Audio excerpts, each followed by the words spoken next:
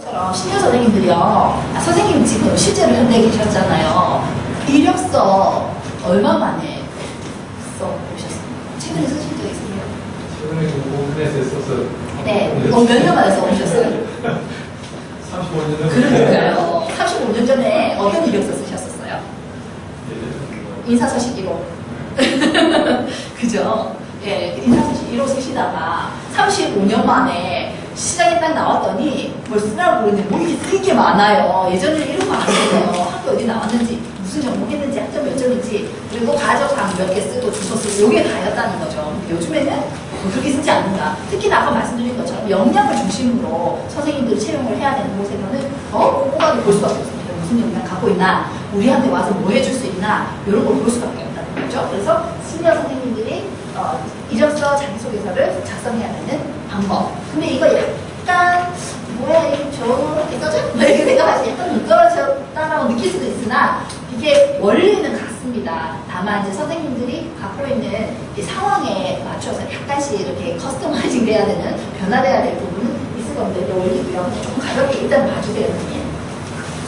이력서는요. 요거는 제 제자가 쓴 이제 신이 쓴 이력서이기는 하나 형식은 같습니다. 그래서 그 형식만 보시면 됩니다. 요거가 이제 그냥 역량 중심으로 어필할 수 있는 그 경력자예요. 입사 서류거든요. 그래서 이력서는 딱히 서식이 있는 거 아닌데 자기 마음대로 만들면 됩니다. 이거는 자기가 쓰는 이력서이기 때문에 자기 스타일을 만들어서 이거 이메일로 첨부해서 보낼 때 이런 방법을 추천드립니다. 첫 번째는요, 사진은 가능하면 좌측 상단에 두면 좋습니다. 왜일까요? 네? 그렇죠. 왜 빨리 보이냐면요.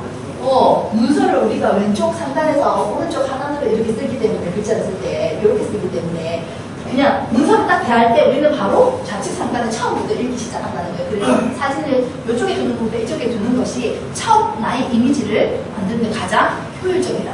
근데 문제는 요 사진을 이 친구야 젊은이 주름 넣고 탱탱해가지고 그저 예뻐가지고 이렇게 딱 찍으면 좋은데 이 선생님들이 이제 연세 드신 60 먹으시고 50 이제 중반 후반 가시니까 어떠냐면 이제 머리도 조금 하얀 게 있고 좀 빠지기도 했고 얼굴 주름도 짜글짜글 있고 이러니까 부끄러워가지고 이 사진을 어떤 사진 쓰시냐니까요. 한 15년 전고 네, 본인이 머리숱 많고 주름 없었을 때 사진을 다 올리더라는 거죠. 그러시면 안 됩니다. 원칙적으로 이력서 사진은 최근 3개월 사진입니다. 6개월 사진을 사실 써도 되기는 해요. 근데 티나요. 어디서? 의상에서. 계절이 우리나라 사계절이 뚜렷하다 보니까 반년이 딱 지나가고 나면 이게 티가 나요. 그래서 최근 3개월 사진을 해야 되는데 문제는 그러면 사진값도 만만치 않은데 3개월만 한 번씩 찍어야 되느냐? 그러지는 않으셔도 된다. 일단은 춤추복 정도 대충 입으셔가지고 티나지 않게 하셔도 되고요. 하나 만드셔도 되고 그래서 한 6개월 정도 쓰셔도 됩니다. 1년 정도까지 쓰셔도 되는데 또 한 가지 방법은 선생님들이 알고 계셔야 되는 방법 중에 한 가지가 공짜로 사진 찍는 방법 알려주셔야 되니까 우리 시니어 선생님들 다들 그렇게 형편 넉넉하지 않으시거든요. 그런 분들 계시긴 하지만 그러면 어디 지역에서 한 여러 가지 취업 박람회 있죠. 구청, 막 시청, 이렇게 일자리 센터 이런 데서 취업 박람회 가면 반드시 사진 촬영 코스가 있어요. 거기서 부탁하셔야 됩니다. 저 좀 이렇게 멋지게 전문성 있게 느껴지도록 약간 포즈하고 이런 거 좀 가이드 해달라고 해서 그러면 이 살짝 5도 정도 틀리고 살짝 이 미소 지으면서 이렇게 손도 이렇게 하시고 이렇게 찍는 거 그것도 하나 컨셉으로 찍어주시고 이렇게 정면 보고 살짝 미소 지으면서 친구처럼 살짝 미소 지으면서 찍는 것도 찍어주시고 옛날에는 이렇게 무표정 이런 사진을 찍었거든요. 요즘엔 그렇게 찍지 않습니다. 왜? 인상을 만드셔야 되는 거죠. 그래서 본인이 가장 효과적으로 본인이 지원하는 분야에 어울리는 인상. 이렇게 요쪽 분야는 좀 치밀하고 깐깐해 보이는 부분이 필요하다라고 그런 부분도 다 전문성 있게 보기 찍으시고 아니면 이제 학생들, 청소년이나 학생을 대하는 분들 같은 경우에는 남자 선생님들 같은 경우는 더더욱이 온화한 인상이 필요하잖아요. 그러면 이제 온화한 인상으로 이렇게 푹 온화한 인상을 찍으시고 이런 부분이 필요하다는 거죠. 컨셉을 잡을 필요. 사진 가장 중요합니다. 배경은 가능하면 조금 밝게 너무 어둡지 않게 하시고요. 그래서 이렇게 찍으시면 되겠습니다. 그리고 염색도 좀 하시고요. 그러니까 나이가 젊을 필요는 없습니다만 젊어 보일 필요는 있습니다. 이 선생님 나이 연세가 많으신 것 같은데 굉장히 외모가 젊고 세련되셨다. 이런 칭찬 들으실 수 있을 정도로 젊어 보이시게 이렇게 컨셉으로 쓰시면 좋고요. 이름 쓰고요. 이쪽에는 이제 희망 직무 정도는 작성해 주시면 좋을 것 같아요. 근데 혹시 회사에서 굳이 연봉을 꼭 쓰라고 하면 협의 그렇게 쓰셔도 되고, 그래도 굳이 쓰시라고 하면 원하시는 만큼 쓰시는데 너무 과하게 높게 불러서 이렇게 부담스럽지 않게끔 그래서 그렇게 써주시면 좋겠습니다. 근데 가능 쓰지 마세요. 그리고 인적사항은 요즘에는요 주민번호를 다 쓰지 않아요. 그 개인정보보호법 때문에. 그래서 1987년 1월 발행 때 생년월일을 쓰시고, 여기에는 빠져있지만 뭐가 있어야 되냐면 사진은 마치 여학생 같으나 남자일 수도 있기 때문에 옆에 성별 정도만 슬래시 해가지고 남, 여, 그 정도만 적어주시면 될 것 같습니다. 그리고 주소도요 아파트 몇 도 안 쓰셔도 됩니다. 번지까지 안 쓰셔도 되고, 새 주소 같은 경우는 길까지 쓰시면 되고, 동까지만 여기서 쓰셔서, 요거는 이분이 우리 회사와 아니 우리 기관과 출퇴근할 수 있는 거리가 어느 정도인지를 확인할 수 있도록 그 정도만 작성해 주시면 좋겠습니다. 그래서 원래 주소는 우리 지금 와이프하고 애들은 저기 인천에서 살고 있고 서울에서 살고 있는데 내가 여기 부산에 내려와 있어. 근데 부산에 있는 회사에 그 지원했단 말이죠. 근데 내가 여기서 이제 오피스텔 하나 얻었어요. 근데 여기서 그거 전입 신고를 안 했어. 집 주소 저기 서울에 있는 주소를 씁니다. 맞아요? 그러시면 안 된다는 거죠. 그죠? 그러면서 선생님이 지도해 주시면 실제 거주하고 있는 곳. 그래서 출퇴근을 하실 곳. 만약에 지금 서울에 있긴 한데 여기 지방에 오면 어디에다가 거처를 둘 거다라는 게 정해졌다고 하면 거기도 쓰시는 거죠. 예를 들면 우리 처제 집이 있다, 친구 집이 있다, 거기서 살 거다 그러면 거기 주소를 써주시면 될 것 같습니다. 그리고 연락처는 진짜 잘 쓰셔야 됩니다. 요거는 확인하고 또 확인하실 수 있도록 도와주셔야 되고요. 그리고 이메일 주소도. 이게 시니어 선생님들이 이메일 주소는 뭐가 있냐면요. 통하지 않는 이메일 주소가 있습니다. 휴면 이메일이거나 용량이 너무 꽉 차서 절대 들어가지 않는 이메일이 있습니다. 근데 회사가 이메일로만 통보를 할 경우에는 합격을 하고도 못 받는 불상사가 생길 수도 있거든요. 그래서 반드시 요거 되는지 확인을 하셔야 되고, 꼭 쓰시는 거 반드시 쓰시는 활용 가능하신 이메일 주소 쓰실 수 있도록 도와주셔야 되고요. 그래서 이거는 재차, 세차, 3번, 4번, 5번 계속 확인하시도록 이렇게 해주시면 돼요. 실제로 많잖아요. 그죠? 요거 안 맞는 사람들. 그리고 요거 아까 만들어놨던 보유 역량 가능한 써머리, 요거를 앞에다 보여주시면 되는 거냐면 인사 담당자가 내 이력서 자기소개서 요 포인트를 봐라 라고 하는 겁니다. 니들이 원하는 거 여기 있지? 그래서 낚시하는 거죠. 밑밥 던지는 거죠. 밑밥을 막 던져놓습니다. 그래? 내가 당신 이런 거 가지고 있으니까 좀 괜찮네? 우리 기간에 좀 맞출 수도 있겠어. 그럼 꼼꼼하게 보게 되죠. 신경 써서. 그래서 요거 써머리로 이렇게 고소한 냄새를 풍겨줍니다. 물고기들이 많이 보일 수 있도록. 그래서 이게 밑밥 작업이라고 보시면 되고요. 학력은 최근 학력 2개만 쓰시면 됩니다. 다 안 쓰셔도 되고요. 역순으로 쓰시면 돼요. 최근 학력 순으로 쓰시고, 만약에 대학원이나 박사과정 같은 거 하셨다고 하면 그거 박사, 석사 내지는 석사, 학사 아니면 학사, 고등학교 이 정도 써주시면 되고요. 그리고 최근 이제 그 주요 활동이나 경력 사항으로 해가지고 선생님들 같은 경우는 여기 주요 활동 대신 경력 사항 이렇게 쓰시면 되겠죠. 그래서 최근 경력을 먼저 주시하시는데, 자 여기서 문제는 시니어 선생님들이 경력 사항 쓰시라고 하면 너무 많아요. 30년치, 35년치를 다 쓰다 보니까요. 선생님 중 한 직장에 오래 계신 분 괜찮아요, 그나마. 근데 그 직장 안에서도 부서를 몇 군데 옮기시거나 이래도 이제 몇 군데가 되는데, 어떤 분은 막 사업도 몇 년에서 몇 년까지 사업하시고 몇 년에서 몇 년은 중국에 사시고 막 진짜 경력이 이렇게 많아요. 그걸 다 쓰느냐? 다 쓰지 않아야 됩니다. 그리고 최근에 한 1년 동안 있었던 데는 사실 내가 지금 하려고 하는 일은 조금 더 이렇게 퀄리티 컨텐츠에 대한 프로그램 기획이나 이런 일을 하고 싶은데 내가 2년 동안 경비 일을 했었어. 써야 되느냐? 안 써도 되겠죠, 당연히. 네, 그래서 그 관련이 있는 경력 중심으로 작성을 하셔야 되고요. 그래서 최근 경력 중심으로 작성합니다. 그러면 면접에서 몇 년 동안, 최근 몇 년 동안 뭐 하냐고 물어보고 뭐라고 대답해요? 이렇게 질문하신다는 거죠. 그럼 뭐라고 대답해요? 좀 쉬었어요. 하든지, 아니면 공부 좀 했습니다. 하든지, 아니면 그냥 솔직하게 경비 그냥 그때는 당장 먹고 용돈벌이나 할까 해서 경비했는데 거기서도 참 그것도 쉬운 일이 아닌데 이렇게 얘기하셔도 된다는 거 이해되시죠? 근데 가능하면 입사 서류 상에까지 그걸 다 보여줄 필요는 없다. 본인하고 지금 지원하는 직무와 맞는 거 위주로 이렇게 작성을 하시고 최근 거 중심으로 작성을 하시면 좋겠다.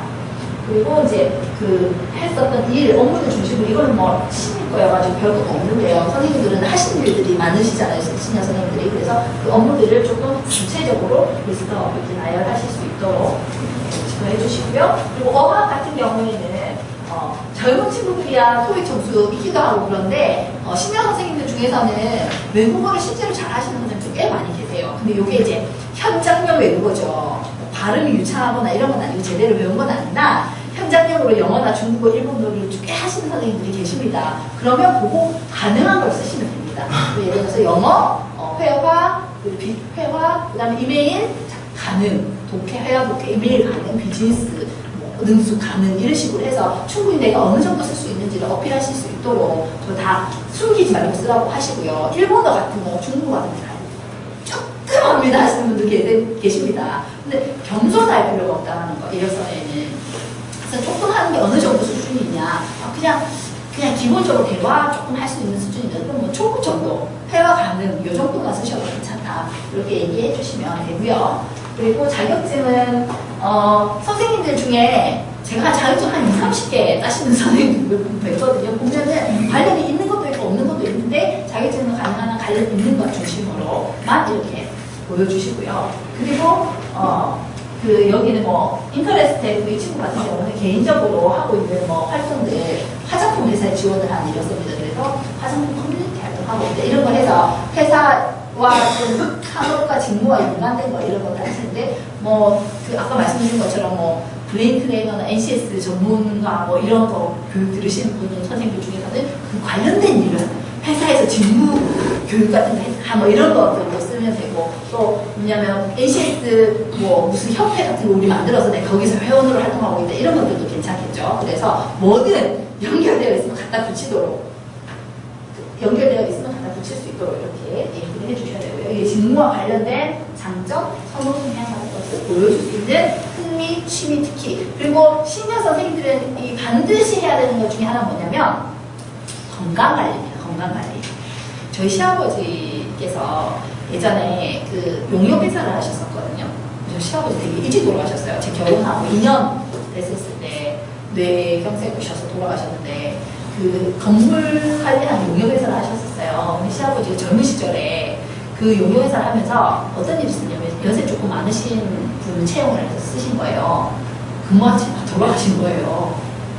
이게 회사에 굉장히 사장님한테 굉장한 스트레스거든요. 그래서 이렇게 시니어 선생님들을 채용한다는 아무리 겉으로 건강해 보이신다 하더라도 이분이 진짜 꾸준히 관리를 하고 자기 관리가 되시는 분이라는 거를 보여주셔야 됩니다. 그래서 여기에다가 뭐냐면 하고 있는 취미나 이런 거에 본인이 하고 있는 운동, 건강관리 방법을 같이 기재를 해주시는 것이 도움이 된다는 거예요. 이해되시죠? 그런 부분들 쓰시면 좋지 않을까. 그리고 여기 하나 빠져있는 것 중에 추가로 이제 본인이 쓰실 수 있도록 할 수 있는 게 뭐냐면 선생님들이 많이 배우신다 그랬잖아요. 그래서 컨텐츠 확보에 대한 부분, 그래서 교육 기술 내용이라든지 그리고 상 받으신 분들 많으세요. 보면 한 30년 일하시면 웬만한 상 받아보잖아요. 안 받으신 분 없으시잖아요. 대통령상 그 정도는 누구나 다 받는 거잖아요. 아니에요. 그래서 대통령상 훈장 이런 거 의미는 아니고요. 이제 지역이나 회사에서 받았던 것도 좋습니다. 이건 뭘 얘기하냐면요. 무슨 일을 해도 상 받으면 잘하신다는 뜻입니다. 역량이 있다는 걸 어필하는 거기 때문에 그런 것들도 적어주시면 좋죠. 선생님도 학생들한테 가르쳐 주셔도 되겠죠. 그죠? 그렇게 쓰시면 되고요. 그리고 수상 내역이랑 그리고 건강관리하는 부분이랑 취미로 그런 부분하고 그 다음에 교육기술 관련된 교육을 수료하신 것들 그거는 기간별로 상관없이 많이 필요한 것들 또 뭐라도 연관되는 것들 많이 적어주시면 도움이 됩니다. 그리고 이제 자기소개서 작성하는 거 보여드릴게요.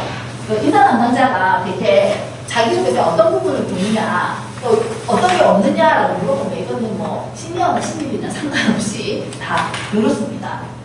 구체적으로 무슨 일을 하려고 하는지가 안 보입니다. 솔직히 이력서 빼고요. 이 사람이 어느 회사, 어느 직무에 지원했다는 거 빼고 자기소개서만 보잖아요. 도대체 어디가 지원하는지 알 수가 없어요. 그래서 구체적으로 내가 이 직무에 지원합니다라는 문장이 들어갈 수 있도록 작성을 해주시면 좋다라고 지도를 해주시고요. 그리고 가족에 대한 설명, 우리에게 불필요한 정보다. 자, 시니어 선생님들에게는 이 현상이 더 많이 나타납니다. 학생들보다요. 시니어 선생님들 쓰신 이 자소서를 보면요. 가족 얘기가 더 많아요. 심지어 이제 아버지 얘기부터 시작해가지고 자기 아들이 이제 미국에서 의사하고 있고 뭐 이런 얘기까지 쓰십니다. 하지 마시라고 딱 자기 얘기만 하시면 됩니다. 그래서 그렇게만 지도해 주시면 되고요. 그리고 구체적으로 열정적인 경험을 제대로 표현하지 못하고 있다. 이거는 뭐 신입이나 시니어 선생님이나 마찬가지인데요. 내가 어떤 일을 잘했고 그때 왜 열심히 했는지, 어떤 부분에서 열심히 하고 잘했는지 이런 부분 중심으로 작성이 돼야 되고요. 그리고 장점, 그러니까 자신의 장점을 보여줘야 되는데 자꾸 성실함, 긍정적인 책임감 요거만 얘기를 하는 거죠. 그거는 제가 이제 비유를 해서 말씀드리면 선생님들께서 이제 집을 구하시려고 부동산을 딱 갔어요. 근데 이제 부동산 중개사 이제 분이 다 오셔서 무덕방 주인 오셔가지고 아 선생님 기가 막힌 집이 있다고 얘기해요. 예, 어떤 집인가요? 이 집에 방이 있고요, 거실이 있고요, 화장실이 있습니다. 이렇게 얘기하는 거랑 똑같다는 거예요. 그 집 선생님도 뭐라고 얘기하실 거예요? 뭐니? 이렇게 얘기하시겠죠. 그죠? 아, 그건 다 집이라면 다 방이고 화장실, 거실이 있는 거 아니야? 이렇게 생각하는 것 같습니다. 그러면 어떻게? 그럼 난 부동산을 갔어요. 그러니까 이 부동산 중개업자가 이렇게 얘기합니다. 사장님, 기가 막힌 집이 있습니다. 어떤 집인데요? 이 집에 전에 살던 사람이 거실에다가 200만원짜리 샹들리에 나타나는 걸 봤어요. 나도 사실 필요 없어요. 샹들리에 200만원짜리 필요 없거든요. 근데 궁금해서 본답니다. 궁금해서, 그죠?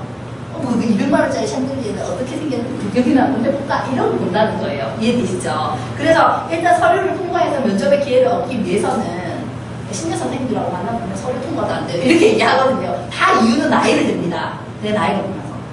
이렇게 얘기합니다. 그럼 나이가 이유일 것 같으면요. 채용 공고에 몇 살까지만 지원하세요. 아니면 젊은이 환영. 뭐 이렇게 적어 놓는다는 거죠. 그런데 아니라는 거죠. 그러면 나이 때문이 아니라 제대로 못 써서 그렇다. 자기 장점을. 그래서 200만원짜리 샹들리에가 어떤 건지 구경하고 싶게끔 그런 이제 장점을 어필을 하셔야 돼요. 이해되시죠? 그런 부분들을 도와주시면 되고요. 작성 포인트는 직무에 맞추어 쓰고 회사를 정하고 그리고 이거 뽑을 사람 입장에서 한번 써봐야 됩니다. 이 뽑을 사람 도대체 나를 왜 쓰려고 할까? 나라면 내가 거기 기관장이고 교육원장이면 왜 어떤 사람이 필요할 것이며 어떤 고민을 할 것이며 왜 나를 써야 된다고 내가 얘기를 할까? 이런 고민을 하시고 작성하실 수 있도록 되게 똑같이 읽습니다. 저는 옛날에 내가 회사에서 이 일을 주겠습니다. 날 뽑으세요. 이렇게 쓴다는 거죠. 그렇게 쓰시면 안 되고. 그래서 핵심적인 역량 한 가지에 집중해서 쓰면 스토리텔링하고 추천을 해드립니다.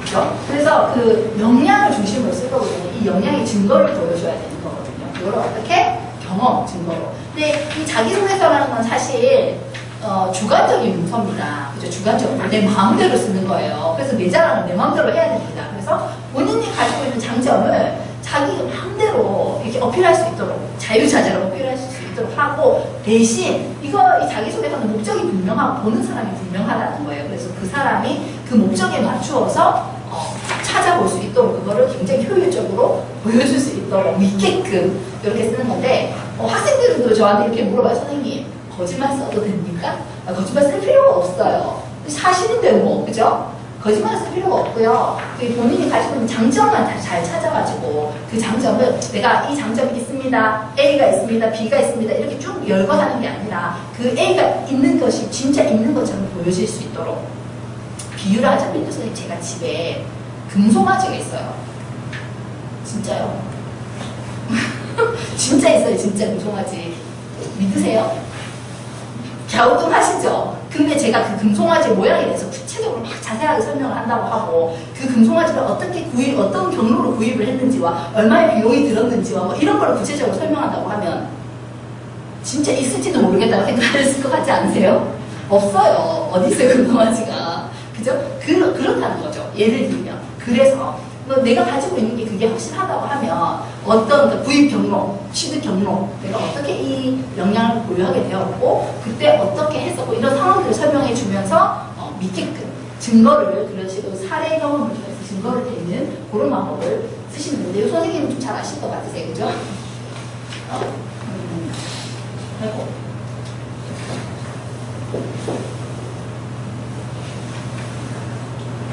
꽃은 언제 가장 아름다울까요? 보세요. 저는 화려한 포장지에 쌓인 장미보다는 조금은 투박하고 눈에 잘 띄진 않지만 신문지에 쌓인 꽃. 네? 왜 이럴까요? 거짓말해.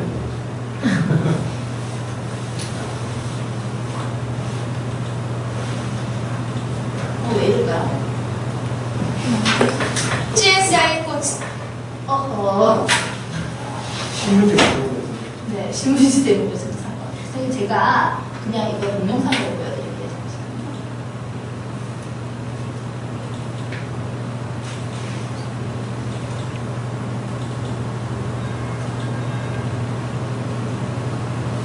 꽃은 언제 가장 아름다울까요?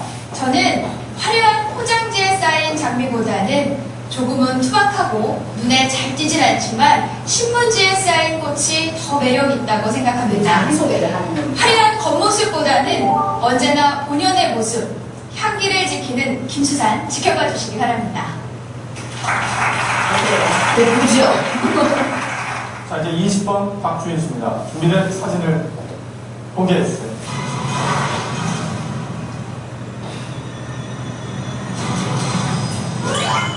제 어머니는 사고로 양쪽 고막을 잃으셨습니다.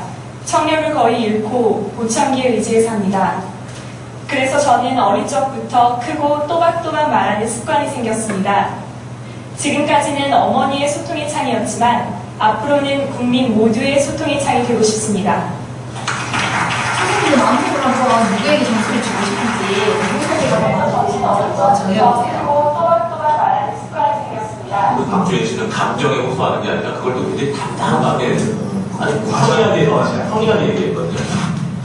심사평을 듣겠습니다. 박주인 씨는 사진을 어떻게 찍으신 거예요? 지금 사실 어머니께서 밖에서 기다리고 계십니다. 카페에서 책 읽고 있다고 사전에 얘기해 주셔서 카페에 들어가 어머니를 찾았습니다. 저는 무엇보다 저희도 어떤 사람들보다 근사한 말을 많이 들었던 사람들이잖아요. 그래서 사실은 근사한 얘기보다는 박주인 씨만 할 수 있는 얘기가 듣고 싶은 거였거든요. 네, 솔직한 이야기를 담아낸 거에 저는 높이 평가합니다. 고맙습니다. 김수선 씨는 그 본인의 모습과 향기를 지키는 사람이 되고 싶다고 하는데 그 본인의 모습과 향기가 투박한인가요? 아, 투박한 건 아니고요. 예. 제 이름이 김수산이잖아요. 그래서 많은 분들이 뭐 비린내가 날 것 같다 이런 말씀도 많이 하시는데요. 네, 저는 그렇습니다. 수산시장의 비린내도 저한테 나고요. 또 어르신들의 구수한 된장 냄새도 나고요. 아이들이 좋아하는 이 달콤한 사탕 냄새도 난다고 생각합니다. 여러분들께, 시청자분들께 맞춤을 드릴 수 있는 맞춤 향기가 난다고 생각합니다. 아니 만약에 예의상 방송을 시켜야 된다. 그런 경우에는 김수산 씨, 저 친구는 정말 앞으로 무궁무진할 것 같아요. 박주인 씨는 또박또박 말하는 습관이 생겼다고 했는데 네, 그 또박또박 말하기 위해서 어떤 노력을 하셨나요? 어머니께서 더 잘 들으셔야 하니까 입모양을 더 크게 말하려고 노력했습니다. 그리고 어릴 적에는 나무막대 아이스크림 먹고 난 나무막대기를 입에다가 끼고 말했던 적도 있습니다. 늘 리더를 얘기할 때는 그런 투로 말씀하시는데요. 지금 평상시 어떻게 말씀하시는 거죠? 네, 근데 많이 떨려서 지금 조금 목소리가 불안한 것 같습니다. 알겠습니다. 자, 이제 결과가 볼까요? 심사위원분들께서 이거 점수를 맞겠어요? 매기겠습니다. 버튼을 눌러주십시오. 어떤 분이 더 자기소개 잘하는 것 같아요?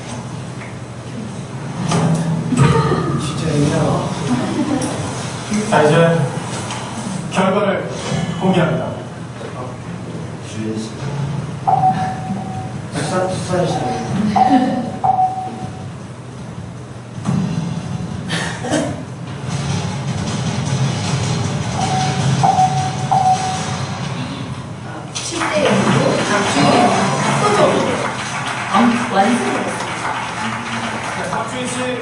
합격입니다. 박지원 씨한테 표를 줬는데 절대로 전 7등이 나오거나 생각을 한 번도 안 했어요. 근데 상당 진정성에서 사실은 그런 거죠. 아니, 어머니가 귀가 안 들려서 어머니를 잘 듣게 해드리기 위해서 또박또박 이야기했던 것이 이런 발성을 갖게 이 나를 소개하는 데에서는 아주 굉장히 의미가 있었어요. 그렇죠. 네, 보셨죠?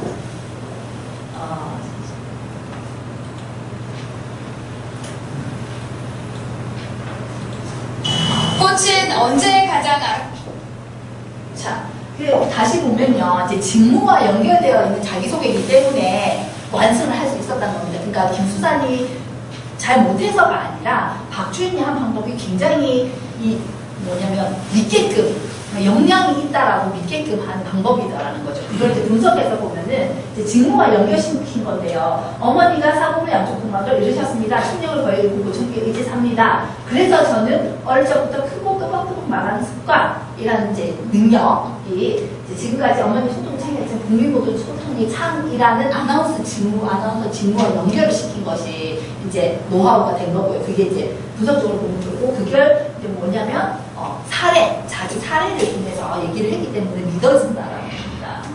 그래서 보면은 아나운서가 크고 또박또박 말하기를 잘하는 것이 능력이고, 그것이 국민 소통의 창이라는 직무와 연결되어 있다라는 거죠. 보면 이 스토리가 있는 자기소개서를 만들기 위해서는 일단 직무에 대해서, 이거는 신경을 멋있습니다. 상관이 없습니다. 일과 연결되어 있어야 되고요. 그거는 두 발씩으로 작성하는 것이 좋습니다. 서류에서는요. 왜냐하면 이건 뭐 면접에서도 마찬가지지만 그 인사 담당자가 굉장히 피곤해요. 서류를 읽는 것도 피곤하고요. 면접을 보는 것도 되게 피곤한 일입니다. 그래서 긴 말을 길게 듣고 싶지가 않습니다. 그 핵심을 먼저 듣고 그거 따라서 그 다음 얘기를 들을 건지 말 건지를 이제 판단할 수 있도록 두 가지식으로 말하고요. 그 다음에 그 근거로 자기 경험 사실을 근거로 제시를 하면 믿어진다라고. 제 금송아지를요 어떻게 구입했냐면요 요렇게 얘기를 해줘야 믿을 수 있다라는 겁니다. 그러면 그런 걸 어떻게 쓰면 되느냐, 역량을 쓰려면 그걸 스토리로 쓰려면요 강점이 드러나야 된다면서요. 어떻게 쓰면 됩니까? 스토리텔링 기법은 선생님도 좀 아시리다 생각을 하고요. 이제 간단하게 말씀드릴게요. 요거 한번 얘도 안 나오려나? 저희는 사과를 갖고 있고요. 사과 과선을 하고 있습니다. 지금 38이고요. 네, 38입니다. 그리고 다른 코스 얼마나 이렇게 얘기하는 자체가 웃을 것 같아요. 왜냐하면 결혼인 자체는 사람과 사람대로 만나서 하는 거기 때문에 그건 아닌 것 같아요. 사과는 단순히 사과 가수원 그거 얘기하는 지금 아니에요? 짝 농촌 시골 농촌 정관 도시차를 저희 농사는 저희도 친환경 농사를 짓고 있고요. 제가 처음에 이 사과가 너무 형편이 없었어요. 모양이. 그러다 보니까는 그 공판장에 가면 판매할 수가 없어요. 그러니까 가격이 너무 다운되니까 차에 싣고 다니면서 팔다가 어떤 임산부 어머니께서 저한테 고맙다고 하시더라고요. 왜 그러시냐고 했더니 자신은 농약 알레르기가 있는데 이 사과를 먹고 괜찮아서 하나만 샀게 해서 고맙습니다 라고 말씀하시는 거예요. 그때 알았어요. 이 아버지께서 친환경 고집을 하셨는지. 그래서 어려운 게 많지만 농촌에 대한 비전은 분명히 있다. 젊은 사람들이 농촌을 지켜야 되는 게 되게 자랑스럽고요. 그리고 저는 대대대학교 문화학과 나왔고요.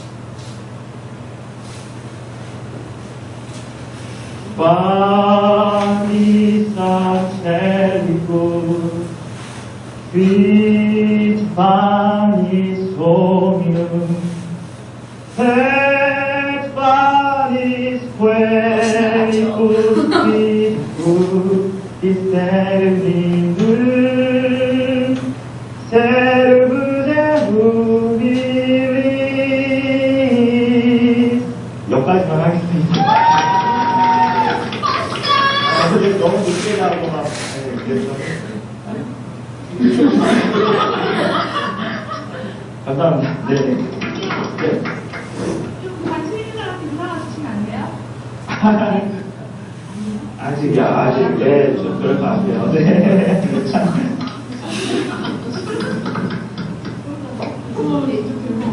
다 다음 잘 보세요. 안녕하세요. 굉장히 비교됩니다. 1000m의 남자 5호입니다. 강원도 일대에서 그냥 작게 반농사를 짓고 있습니다. 주작물, 무, 배추, 감자, 양배추. 제가 처음에 소개했듯이 1000m의 남자라는 건 해발 1000m 오행지에서 신선한 공기와 해풍을 맞으며 그런 작물을 키우고 있습니다. 제 170입니다. 네. 정확합니다. 얼마예요? 이것도 나오다가 안 해요.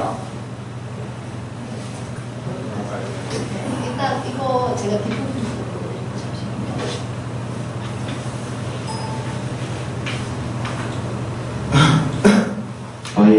저희는 사과를 하고 있고요. 사과 과수원을 하고 있습니다. 키 170은 몸무게 80.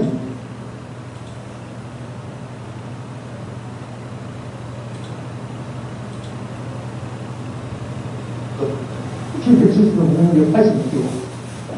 소위 말해서 뻥치라고 있습니다. 정확히 맞으셨네요.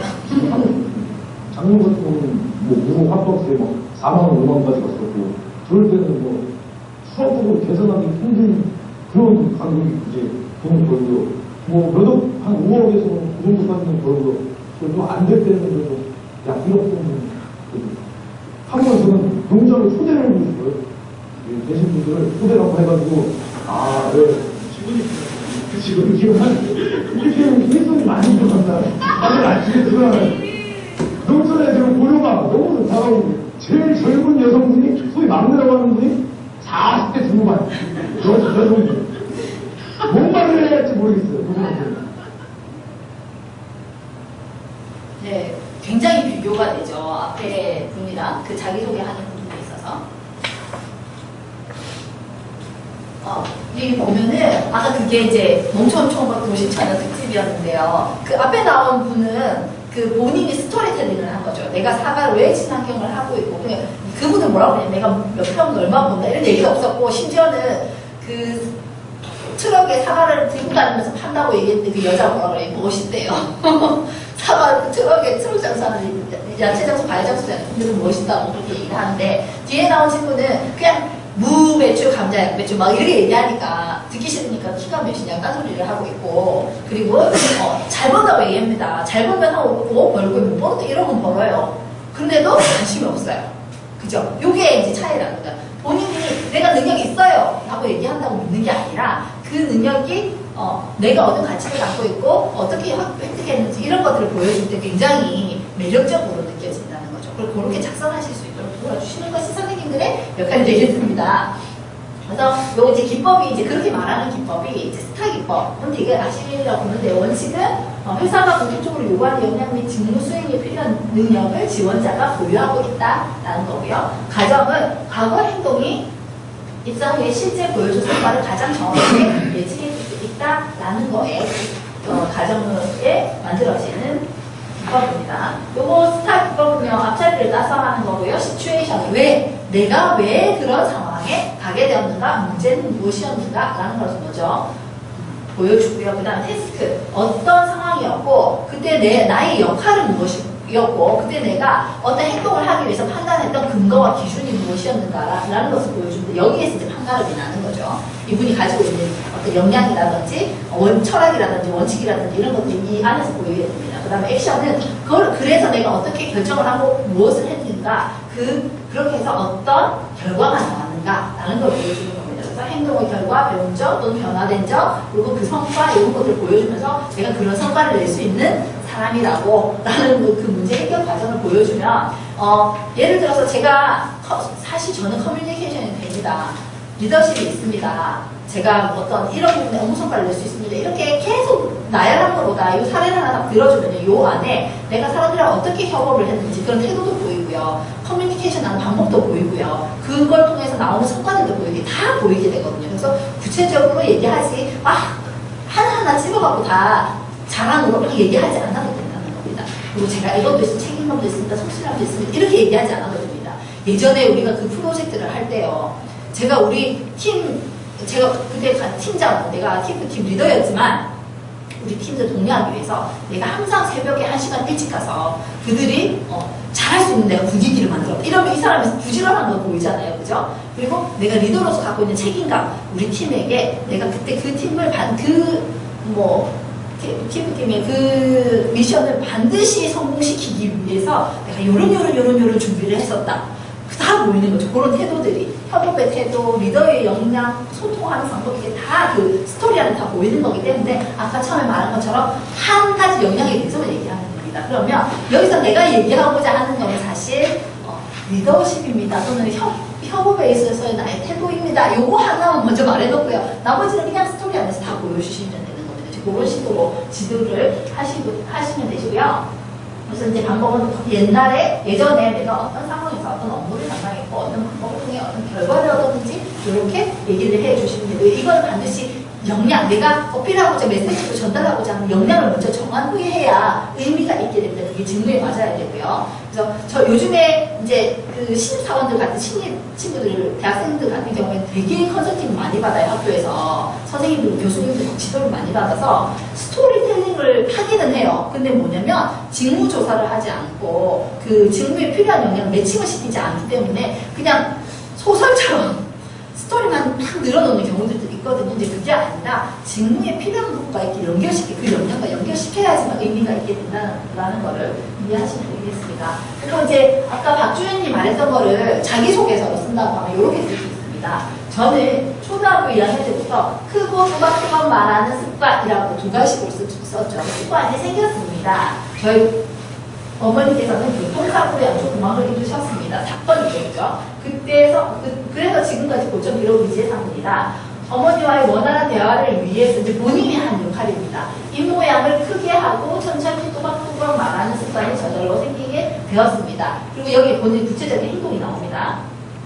어머니께 좀 더 정확한 말을 전달하기 위해서 초등학교 3학년 때 아이스크림 막대를 이용하여 입에 물고 책을 읽는 연습을 하루에 3시간씩이라고 구체적으로 이렇게 적어주니까 진짜 한 것 같잖아요. 그죠? 그래서 지금까지는 어머니 대화의 소통이 상이었지만 앞으로는 국민모두의 소통이 되고 싶습니다라고 하는 직무가 연결시키니까 굉장히 진짜 있는 것 같아 제가 이렇게 생각이 된다는 거죠. 이런 방식으로 지도를 해주시면 되고요. 이건 이제 신입이어서 이렇긴 한데 경력자 같은 경우에는 성과들이 있어요. 기업에서 본인이 하셨던 성과 가능하면 어떤 이렇게 협업을 해서 이뤄낸 그런 성과를 위주면 훨씬 더 많은 역량들을 보여주실 수 있거든요. 그거 중심으로 작성하실 수 있도록 하는 겁니다. 자, 실패하는 자기소개서. 실제로 제가 본 자기소개서 진짜 놀라운 자기소개서는 신경 선생님 거였는데요. 어떤 거였냐면은 이 자기소개서가 한 페이지 반으로 구성이 되어 있었습니다.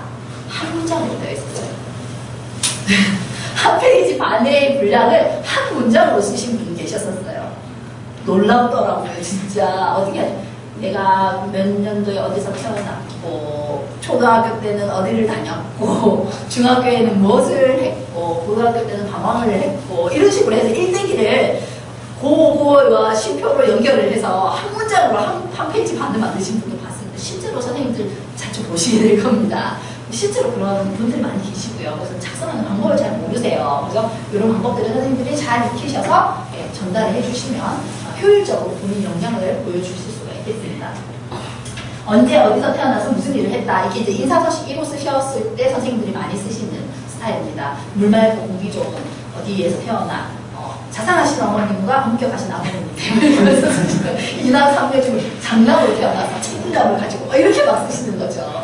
이제 그거 쓰시면 그 앞으로 싹 가로 안에 묶으시고 이거는 마음속에 숨겨두시고 그 다음에 본격적으로 이게 어떤 이제 얘기를 쓰실지 메시지를 먼저 이렇게 정하시도록 이렇게 해주셔야 됩니다. 이건 1대2 단순 나열형. 아까도 무배추, 양배추, 감자 이거 똑같은 거죠. 저는 무슨 일이든 잘합니다. 맡겨만 주십시오. 뭘 잘한다는 거죠. 그죠? 그래서 일단 맡겨봐요.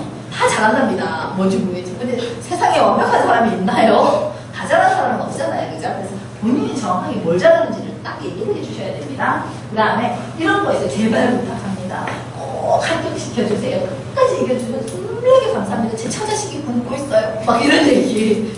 실제로 있습니다. 보시면, 아이고, 이게 정말 썼네. 라고 느끼시게 된 거지만, 그렇게 하면은 이 사람이 눈물에 호소하지 않고는 합격이 안 될 정도로 역량이 없으신 분인가? 이렇게 판단하게 됩니다. 그래서 뭐 깊이 해야 되고요. 네, 다 잘한다. 나는 얘도 잘하고 쟤도 잘하고 예전에 내가 사업했을 때도 되게 잘했고요. 부장님 있을 때도 잘했고요. 리더로서도 잘했고요. 동호회도 잘했고요. 모두 다 잘한다고 얘기하는 사람은 진짜 잘하는 것이 과연 있을까? 이렇게 생각이 든다는 거죠. 그죠? 네, 말이 안 되는 얘기는 다 잘한다는 얘기죠. 그래서 솔직하게 한 가지 역량 중심으로 해서 스토리텔링 하시면 내가 이것저것 다 잘한다고 말하지 않아도 다 보이니까 그렇게 이제 작성하도록 도와주시고, 요거는 이제 기본 항목에 대한 얘기입니다. 되게 이제 아까 말씀드린 거, 처음에 말씀드린 것처럼 되게 이제 온라인으로 지원을 하게 되는데요. 그러다 보니까 서식에 회사가 이제 고정 서식이 있습니다. 그럼 내가 원치 않은 얘기들도 쓰게 된다는 거죠. 그래, 가능하면 내가 자유형식으로 쓰게 되면은 뭐 내 할 말만 쓰면 됩니다. 내가 지금 준비된 바가 뭔지, 왜 이 회사를 가려고 하는지, 앞으로 가서 뭘 할 건지, 이런 거 중심으로 쓰면 되시는데, 문제는 이제 회사에서 주어진 양식 여기에 맞춰서 써주세요라고 해도 여기 나온다는 거죠. 제가 이제 중정년 취업 아카데미 여러 차례 운영했거든요, 올해. 근데 그 선생님들이 이렇게 얘기하십니다. 내가 지금 경력이 35년이고 나이가 60살이에요. 성장 과정을 뭘 쓰라는 겁니까? 이렇게 얘기를 하십니다. 근데 회사에서 쓰라고 하면 써야죠, 그죠? 근데 성장 과정에 뭐가 들어가야 하는지를 아시면 쓰실 수가 있습니다. 뭐냐면 내가 물 맑고 공기 좋은 어느 마을에서 태어나 이게 아니라, 그런 성장 과정을 얘기하는 게 아니라, 성장 과정은 선생님들이 가지고 계시는 가치관이나 철학이나 원칙이나 신념, 이런 것들을 이제 작성하시도록 하시면 됩니다. 그거 한 가지 정하시면 됩니다. 어떤 분은 내가 나이 먹었어도 도전하는 사람이야, 뭐 이런 사람이 있는 사람이, 어떤 분은 나는 원칙주의자입니다. 항상 모든 행동에 나의 그 원칙을 정하고 그 기준에 대해서 난 항상 행동합니다. 이렇게 얘기하시는 분도 계시거든요. 그래서 본인들이 가지고 계신 철학이나 신념, 그런 거 중심으로 작성을 하시도록 유도해 주시고요. 그리고 성격의 장단점은 내 진짜 성격을 쓰셔가지고 막 우유부단해서 막 친구한테 돈 빌려줘서 돈 떼인 얘기까지 쓰시는 분도 계시거든요. 그런 얘기가 아니라 직무에 맞는 성격인 것처럼 보이는 역량, 이런 거 중심으로 작성을 하시는 거고요. 단점은 진짜 단점, 완전 치명적인 단점은 쓰시면 안 됩니다. 제 되게 지루해가지고 예전에 회사에서 한번 문제를 일으킨 적이 있습니다. 이런 얘기 쓰면 안 되고요. 그리고 또 이렇게 되게 이러시는 분들 계세요. 자기 반성이 되게 많으신 분들이 계세요. 그래서 단점을 막 이만큼 써놓고 장점 위에 조금 쓰시고, 이런 분도 계시고, 단점을 이만큼 쓰시고, 그러나 이 단점은 장점으로 승화돼요, 이렇게 쓰시는 분이 계시는데, 장점은 장점으로, 단점은 단점으로 작성을 하십니다. 그래서 장점을 한 70%, 단점은 한 30% 이내로 작성을 하시고요. 본인이 자기 스타일로 쓸 때는 단점을 쓰지 마세요. 가능하면. 물어보시면 얘기를 하시는데, 그 단점은 행동으로 수정이 가능한 단점, 실제로 완전 결정 말고 행동으로 수정 가능한 그런 단점만 작성을 하시고, 어떤 수정이, 내가 그 살면서도 이런 단점이 끊임없이 내가 수정을 해서 지금 뭐 크게 문제가 없다라는 식으로 이렇게 작성해 주셔야 되고, 반드시 써야 할 경우에만, 아니면 그냥 장점만 작성을 하시도록 하고요. 그리고 학교생활, 지금 이건 학교생활 때 선생님들 같은 경우는 친구들 같은 경우는 경험, 사회 경험, 이런 이제 항목으로 나오게 되겠죠. 그런 거는 직무와 연관된 본인의 이제 경험이라든지 지식, 배운 것들, 이런 것들을 이제 대해서 작성을 해주시면 돼요. 이게 역량이죠. 그 다음에 지원 동기는 지원해서 직무에 대한 열정과 관심, 내가 이 회사를 가야 되는 이유에 대해서, 반대로 말하면 회사에서는 당신을 내가 왜 뽑아야 됩니까? 이 얘기잖아요. 그래서 내가 이 회사를 가서 하려고 하는 게 있어, 얻으려는 게 있어, 주려는 게 있어, 이런 이제 트레이드의 개념으로 작성을 해주시고요. 직무 목표와 신청 방향, 내가 지금 들어가면은 브레인 트레이너로서, ACS 과정개발 전문가로서 이 학교에서 필요한 어떤 프로그램에 이런 식으로 기획을 해서 이 학교가 앞으로 이렇게 교육 방향을 설정하는데 내가 뭔 역할을 하겠다, 이런 얘기들을 써주셔야 된다는 겁니다. 그래서 그런 이제 친형들 같은 경우에 이제 그런 부분 경력을 활용할 수 있는 방법을 쓰셔야 되고요.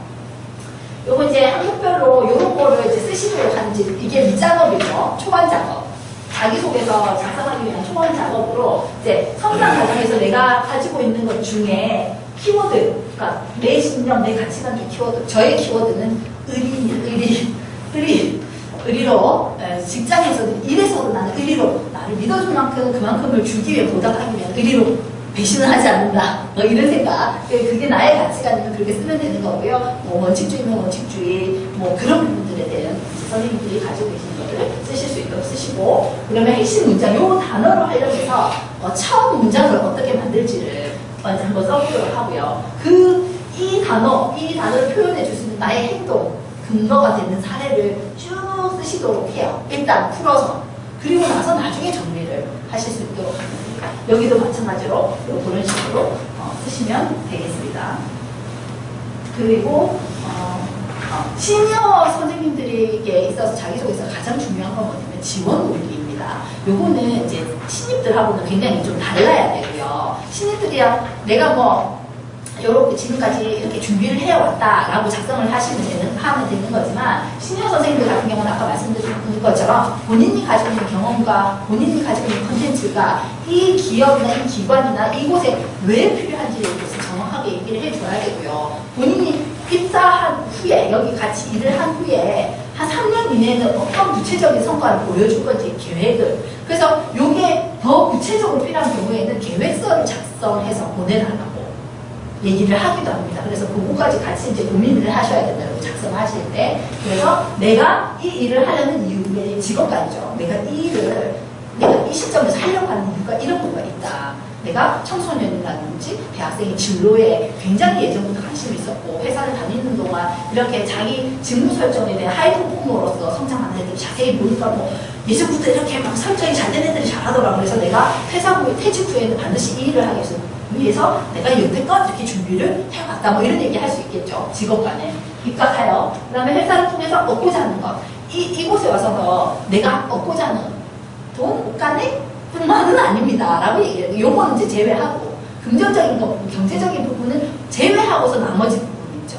그러면 내가 이 회사를 통해서 얻고자 하는 것은 내가 이 분야에 진입할 수 있는 기회를 얻고자 한다. 뭐 또는 여기에서는 진짜 청소년이나 특히나 다문화라든지 이런 거에 대한 굉장한 그 프로그램들이 있고, 내가 거기서 활동할 수 있는 진짜 내 소명이라고 생각했다. 여기에 기회가 있더라. 내가 여기서 할 수 있는 것들이 있겠더라. 라고 얘기를 하는 겁니다. 그리고 업무를 통해서 얻고자 하는 것, 이 회사가 갖고 있는 특징이 있잖아요. 뭐 선생님이 뭐 다문화센터면 다문화센터라서 가지고 있는 특징이 있고요.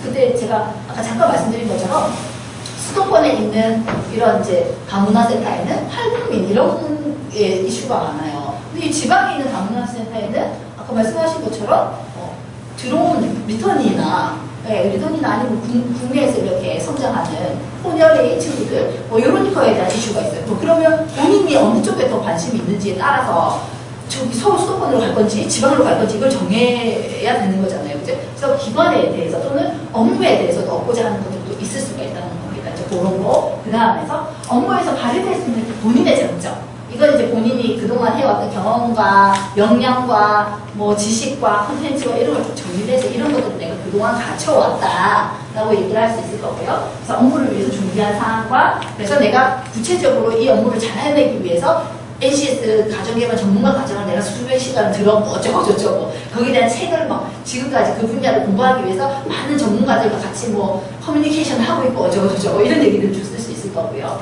그리고 입사 후에 업무에서 3년 이내에 실행할 계획, 성과를 어떤 성과를 내가 내주겠다라고 하는 계획까지 쭉 적어주시면 지원 동기 및 포부가 시니어용으로 경력자용으로 작성할 수가 있겠습니다. 이런 방식으로 여기에 이제 뭘 쓰시라고 이렇게 지도 가이드안을 주시면 됩니다.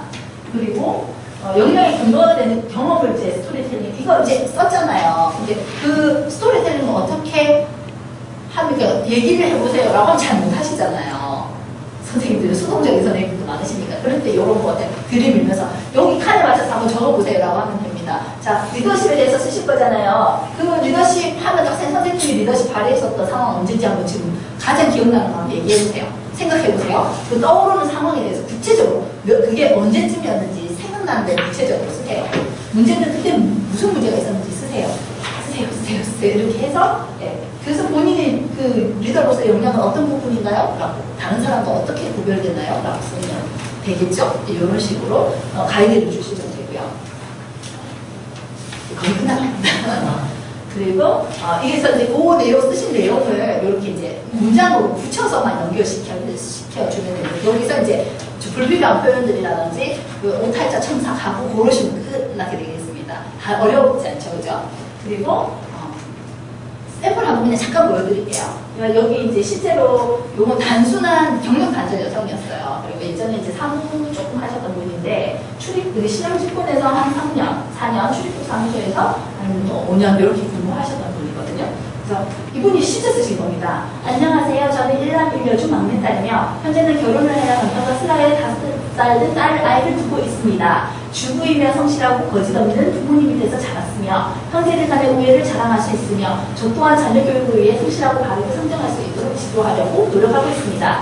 저희 남편 또한 성실하고 우직함을 가지고 있는 분이라 할 수 있습니다. 5살 된 딸에는 현재 어린이집에 다니고 있으며 항상 한창 재료가 예쁜 짓을 많이 하는 딸을 두고 있습니다. 학창 시절에는 교우 관계가 원만했고 친구를 많이 좋아하며 소중하게 생각하고 좋은 유대 관계를 가지고 있으며 결혼 후에도 계속 좋은 관계를 가지고 있습니다. 신영증권에서 노년 지점에서 주문 관련 업무를 했으며 결혼 후에도 계속 직장 생활을 했으며 최근 이력은 인천공무부 출입국 관리소에서 출입국 관리 전담 업무를 했습니다. 그리고 출산과 육아 문제로 퇴사를 하게 되었습니다. 현재 저의 일을 무척이나 가지고 싶고 저의 자아 실현을 위해서 계속 일을 하고 싶습니다. 열심히 할 것이고요. 사람 만나는 것을 좋아하고 성격 자체도 사교적이라 생각되어 고객센터 쪽의 일도 잘 맞을 것 같습니다. 항상 열린 사고를 갖고 계속 공부하고 노력하는 자세로 임하는 것이 중요하다고 생각되며 부족한 점을 계속 노력해서 채워나가는 그런 사람이고 싶습니다.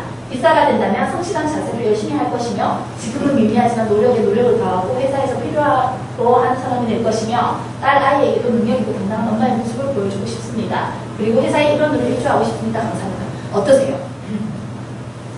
일단 제가 지적했던 그 문장이 계속 연결되는 이런 부분도 보이죠. 이게 신년 선생님들 특징입니다. 많이 연결시키되 그리고 이걸 주어 목적어 서술어 단위로 끊어주시면 짧은 문장으로 만들어주실 것을 말씀드리고요. 주로 어떤 얘기냐면 자기가 말하고 자기에 대한 얘기, 가정에서의 엄마로서의 와이프로서의 자기에 대한 얘기들이 주로 적혀져 있죠. 그러니까 일을 하려고 하는 사람으로서가 아니라 그거를 제가 한번 고쳐봤습니다. 그래서 이분이 하셨던 이 업무들을 내가 잘 몰랐기 때문에 한번 찾아봤어요. 그래서 쭉 보니까 이 사람을 쓰시는 게 이제 전산 업무 능력 경험이 있고요. 고객 응대와 클레임 처리가 있을 것 같았어요. 왜냐면 그게 다 접객 업무였기 때문에. 그리고 담당했던 업무와 성과, 조직 내에서의 대인관계 성품 성향, 요거를 중심으로 자기소개서를 쓰는 겁니다. 가이드를 해주시는 겁니다. 그러면 전산사무원 지원하는 이연주입니다. 분명하게 내가 지원한 직무를 어필하라고 말씀드렸잖아요. 또 저는 9년간 전산 업무를 경험하였습니다. 본인 강점이죠. 저는 경력자라는 거. 신영증권에서 4년간 주식 주문 접수 업무와 인천공항 출입국 사무소에서 출입국 관련 전산 업무도 5년간 담당하였습니다. 신영증권에서는 주식 매매 매수의 전화 업무와 전산으로 고객이 주문한 주식의 종목 수량, 변동률을 정확하게 체크하여 역량이 이제 나와 있죠. 근데 이 업무들은 정확성이 중요한 업무이기 때문에 이 사람의 역량을 보는 겁니다. 전산 업무는 정확성이 필요하다. 그렇기 때문에 그래서 이 외에도 고객 응대 및 클레임을 접수하고 처리하는 고객을 접점에서 서비스하였습니다. 인천공항 출입국 사무소에서는 출입국 기록을 전산 등록하고 관리하는 업무를 맡았습니다. 저만의 장점이 정확하고 빠른 업무 처리 능력을 인정받아 1.100이라는 별명을 얻기도 하였습니다. 사람을 좋아하고 온화한 성격인데 이건 실제로 내용이 있었죠. 그래서 이 어린 시절에는 친구들 사이에서 인기 있었고 직장 생활을 하는 동안에는 선후배, 상사, 동료들과 조화롭게 팀워크를 이루어내었습니다. 신영증권에서의 업무는 개인적인 업무 중심이었지만 팀과 함께 더욱 시너지를 낼 수 있는 방법을 고민하기도 하였습니다. 또한 활동적인 성격으로 사내 동호회 활동에 적극 참여하고 회장 역할을 맡기도 하였습니다. 팀 내에서 분위기 메이커로서 저뿐만 아니라 동료들과 함께 즐거운 마음으로 공부할 수 있는 업무 분위기를 만들려고 노력하였습니다. 전산 관련 업무는 꾸준한 분위기와 반복되는 업무에서의 스트레스에 내성을 가져야 하는 일입니다. 저에게 주어진 작은 역할에도 최선을 다하고 그것이 회사에 큰 이익이 연결된다는 긍정적인 마음으로 임하고 싶습니다. 감사합니다. 어떠세요? 괜찮죠? 아까랑 너무 다르죠? 제가 썼습니다. 이런 식으로 가이드를 해주시면 되겠습니다. 그러니까 직무와 연결시켜서 강점이 드러나도록 하고 그게 이제 보면 여기 보면 예전에 뭐 친구들하고 잘 지냈고 뭐 회사에서 동호회도 해서 뭐 이런 식으로 사례를 증거로 대면서 실제로 그런 사람이다 라고 보여주시는 것이 그게 이제 방법이 되겠습니다. 여기까지 하고요. 신규 선생님들이 결국은 기업에서 만약에 신규를 채용을 한다고 하면요 그런 얘기를 많이 하거든요. 진짜 쓸 거냐? 잘 안 쓰시려고 합니다. 이유는 뭐 여러 가지가 있겠지만, 근데 역할이 있다는 시니어 선생님들이 그 역할이 바로 요 퍼즐의 한 조각과 같은 지혜를 더할 수 있는 요 능력이다라고 생각을 하고요. 여기까지 말씀을 드리겠습니다. 오늘 좀 오버돼서 죄송합니다. 점심식사 맛있게 하시고요. 이제 기회가 되면 또 뵙겠습니다. 오늘 감사합니다.